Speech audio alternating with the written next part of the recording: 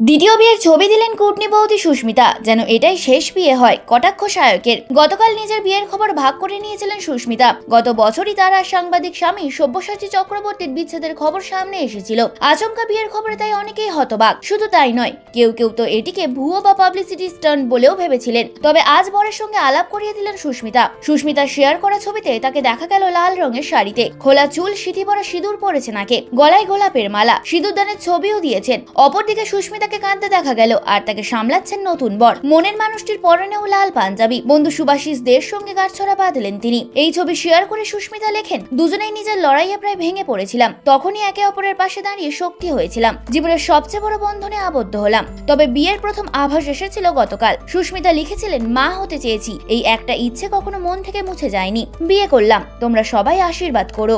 এছাড়াও আইবুড়ো ভাতের ছবি শেয়ার করে আবেগপ্রবণ হয়ে পড়েছেন সুস্মিতা। লেখেন, হয়তো আমি আর আইবুড়ো নই, তবুও মনটা ঠিক সেখানেই আটকে আছে। ঠিক করেছি সব রিচুয়ালস করব, কারণ এই বিয়েটা, এই দিনটা আমার খুব দেরিতে পাওয়া এক টুকরো স্বপ্ন। এদিকে প্রাক্তন বৌদির বিয়ের খবরের পর পোস্ট আসে সায়ক চক্রবর্তীর থেকে। অভিনেতা একটি ছবি পোস্ট করেছেন, যেখানে দেখা যাচ্ছে বিয়ের সাজে বসে আছে সুস্মিতা। সামনে রকমারি সব খাবারের পদ সাজানো। ক্যাপশনে লেখা, ভেবে ভালো লাগছে, এই বরটাও আমারই খুঁজে দেওয়া। যদিও বর হবে জানতাম না, প্লিজ এবার থামিস, এটাই যেন লাস্ট বিয়ে হয়। এবার মা হলে আর নর্মাল ডেলিভারির জন্য ওয়েট করিস না। অনেক শুভেচ্ছা।